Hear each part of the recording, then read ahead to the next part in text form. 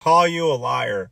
If you see a hole with a blanket in it and you don't feel all kinds of emotions, you don't feel all kinds of, oh man, what am I doing with my life? I should be out there helping people. Should have been a doctor. Oh no, how did this take place in this person's life? That's what happens. So, just keep that in mind. If you're the one with the couch and someone's gonna be surfing on your couch and you're gonna hand them a blanket, take care of that hole.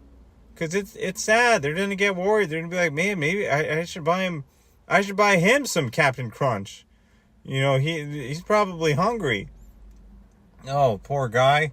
Or So man, I mean, and if you're with your friend, yeah. So thank you so much for tuning into this episode of Free Information. Once again, I'm not Jack Farah. However,